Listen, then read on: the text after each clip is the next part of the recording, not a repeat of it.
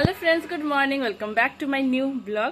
একটা সুন্দর ব্লগে তোমাদের অনেক অনেক অনেক ওয়েলকাম। বেশ কয়েকদিন ধরে আমার ব্লগগুলো না অনেকটা লম্বা হয়ে যাচ্ছিল, তার জন্য আমি ডিসাইড করেছি এখন থেকে একদম লম্বা ব্লগ দেবো না, ছোটো ছোটো ব্লগ দেবো 7-8 মিনিটে। নাহলে আমার ব্লগগুলো 11-12 মিনিট হয়ে যাচ্ছে, আমার নিজেরই ভালো লাগছে না ওটা লম্বা ব্লগ বানাতে।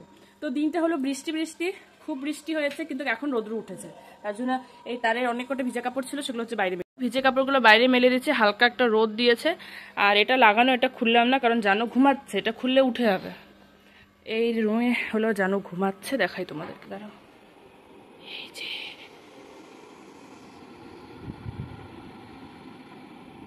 দেখতেই পেলে আমার সোনা পাপাটা ঘুমোচ্ছে। তো আমাদের ব্রেকফাস্ট কমপ্লিট, এবার কিছু হচ্ছে কাজবাজ আছে, কালকের কিছু বাসনপত্র, কালকে রাত্রে মাংস রান্না করেছিলাম, কিছু বাসনপত্র আছে, সেগুলো মেজে নেবো। খুব সুন্দর রোদ উঠেছে, এরকম রোদ উঠলে তো ভালো, কাপড়গুলো শুকিয়ে যাবে। আজকে জানো তো দিনটা খুব ভালো শুরু হয়েছিল, কিন্তু দিনের মাঝখানে একটা অনেক বড় অঘটন হতে হতে বেঁচে গেছে। তোমরা ফুল ভিডিওটা দেখো, তোমরা নিশ্চয়ই বুঝতে পারবে কি বড় অঘটন আজ হতে যাচ্ছিল। সত্যি ঠাকুরের অশেষ অশেষ কৃপা যে ওটা হয়নি, ওটা হলে যে আজকে আমাদের ঠিক কী অবস্থা হতো আমরা নিজেরাও জানি না। বলে না যে এক একটা ফাড়া আসে, যে ফাড়াটা আজকে কেটে গেছে, আর যদি সেই ফাড়াটা না কাটতো তাহলে যে আজকে কী বিপদটাই হতো, আর আমাদের যে আজ ঠিক কী অবস্থাটাই হতো সেটাই ভেবে আমার একদম গা কেঁপে উঠছে। তো যাই হোক, সকাল থেকে দিনটা শুরু করলাম, খাওয়া দাওয়া হয়ে গেছে, আর জানু কিন্তু এখন ঘুমোচ্ছে। ওকে সুন্দর করে ঘুম পাড়িয়ে রেখে এসে আমার যে বাসি কাজগুলো সেগুলো আমি করছি। তোমরা তো জানো, আমি আগেও বলেছি, জানো যতই ঘুমোক একটা না আমি ওকে কোনোক্ষণই না দেখে রাখি না, একটু পরপর গিয়ে ওকে দেখতে থাকি ও কি করছে, কেমন করে আছে। কারণ যেন ঘুমোতে ঘুমোতে অবস্থাতেও অনেক কিছু করে, যেমন ন্যাকড়া মুখে ফেলে দেয়, তারপরে আর সরাতে পারে না, এক জায়গায় শুয়ে দিয়ে চলে যায় আরেক জায়গায়, এরকম নানা রকম অ্যাক্টিভিটি কিন্তু ওকে ঘুমের তালেও করতে থাকে। তার জন্য ওকে বারবার গিয়ে চোখে চোখে দেখাটা খুবই ইম্পর্টেন্ট, যেটা আমি সবসময় করে থাকি। আসলে ওকে ঘুম পাড়িও না আমি শান্তি পাই না, একটু পরপর গিয়ে ওকে দেখি।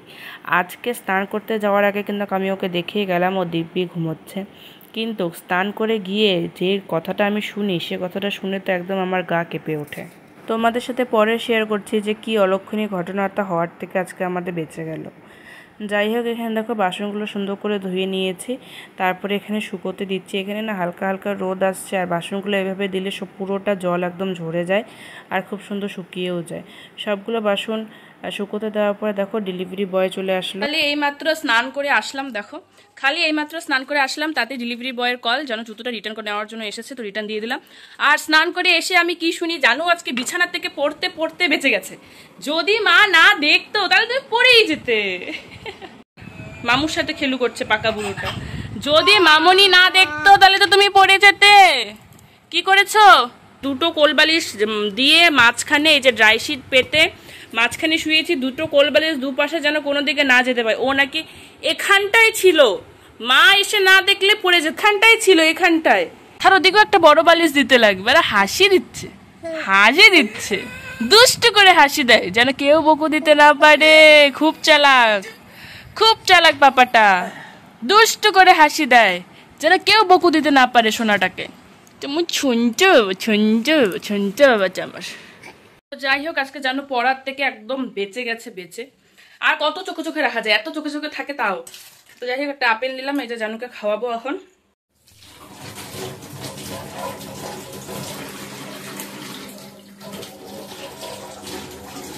তোমরাই বলো, যদি এত বড় উঁচা বক্স খাটের ওপর থেকে জানু মাত্র 6 মাসে পা দিল, 6 মাসের বাচ্চা একটা পড়ে যেত তাহলে কি হতো। আমার তো সত্যি ভেবে একদম গা কেঁপে উঠছে। এখন থেকে ভাবছি যে 2 সাইডে বালিশ দেওয়া হয়, তো ওর মাথার সাইডে বালিশ দেওয়া হয় না, মাথার সাইড দিয়ে উঠে চলে আসে। এবার থেকে না মাথার সাইডেও দুটো করে বালিশ দিয়ে রাখবো, যেন না উঠতে পারে। আর সবসময় যেন তো চোখে চোখে রাখা হয় জানুকে, তাও যে এরকম কেন হয় সেটাই বুঝতে পারি না। তারপরে কিন্তু জানুর জন্য কালকে আমি বাজার থেকে আপেল, গাজর এগুলো নিয়ে চলে এসেছি। তো এগুলো কিন্তু এখন থেকে খাওয়ানো শুরু করতে হবে জানুকে, কারণ জানু কিন্তু 6 মাসে পা দিয়েছে। আর জানু যেহেতু এগুলো আগে একদমই খায়নি, সবটাই ওর কাছে নতুন, তার জন্য ও কিন্তু একদমই খেতে চাচ্ছে না। জানুর জন্য অ্যাপেল সিদ্ধ বসালাম, এটা এক টুকরো, খালি এক টুকরো বসালাম, কারণ আমি জানি ও এতটুকু খাবে না, যেটা খেয়ে সিদ্ধ হোক। দেখো জানুর অ্যাপেল একদম রেডি। এখানে আমি অল্প একটু দুধ দিয়ে পাতলা করে নিছি, অ্যাপেল সিদ্ধ আর দুধ। দেখো এই কনসিস্টেন্সিটা রাখতে হয়, এটা রেখেছি। এখন জানুকে খাওয়াবো। অ্যাপেল খাবো? অ্যাপেল খাবে না? কেন বানালো মাম্মা, কেন বানাইলো? না খাও খাও, এই যে এই যে এই যে শুনো শুনো শুনো শুনো, কে খাবে? আমার ছুন্ডুলি পাপাটা খাবে, ছুন্ডুলি পাপার হাতু দিয়ে খাবে, হাতু দিয়ে। তুমি এখন বড় হচ্ছে তো, তোমাকে এগুলো খেতে হবে তো বাবা। তুমি এখন বড় হচ্ছ না, বড়।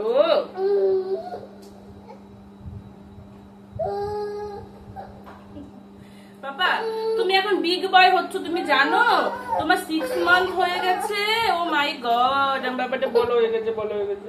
ওদিন হাদুলু গুদুলুটাকে নিয়ে আসলাম নার্সিং হোম থেকে, হাদুলু গুদুলুটাকে নিয়ে আসলাম, এখন এত বড় হয়ে গেছে।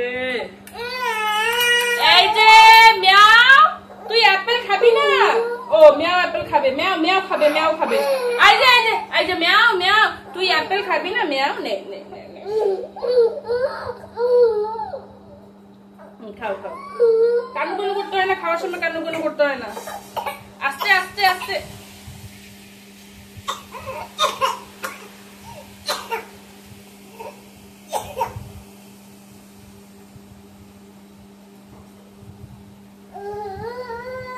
এই যে একটু কান্নুগুলো করলে।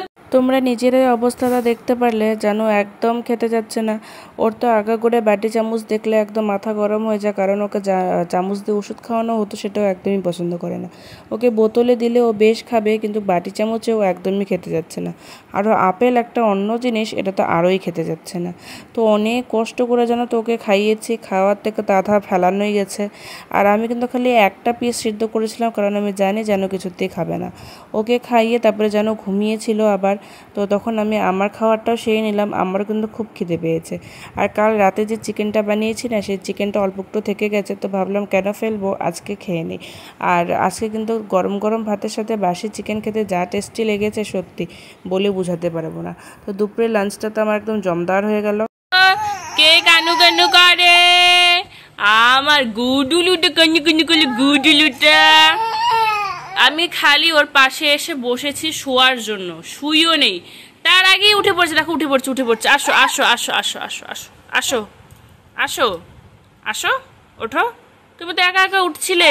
হ্যাঁ হ্যাঁ, তুমি বড় হয়ে গেছো তো, তুমি তো একা একা উঠতে পারো। এই দেখো এই দেখো, উঠতে পারে, দেখেছো? জানো তো, দুদিন ধরে আমার দুপুরে ঘুমটা একদমই হচ্ছে না। কালকে এই দেখো, সিঁদুর পরতে পরতে আমার চুলের অবস্থা কি একদম উঠেই গেছে। কালকে হচ্ছে জানু ঘুমের মাঝখানে উঠে পড়েছে, আর একবার ঘুম ভাঙলে তো আমার আর ঘুম পেতেই চায় না, অনেকক্ষণ পরে পায়। আর দুপুরে কিন্তু অনেকক্ষণ পরে ঘুমানোর টাইম নেই, সন্ধে লেগে যায়। তো কালকে জানুর জন্য হয়নি, আর আজকে ডেলিভারি বয় আবার ফোন করেছে যে আমার একটা পার্সেল এসেছে বিকেলে। তো ওই ফোনে ঘুমটা ভেঙে যায়, তারপরে জানুও ওঠে, জানুকে দুধ খাওয়াই, তারপরে কিন্তু আর ঘুমই হয় না। তো ভাবলাম যখন এখন ঘুমোবো না, তাহলে পার্সেলটাই খুলে নিই।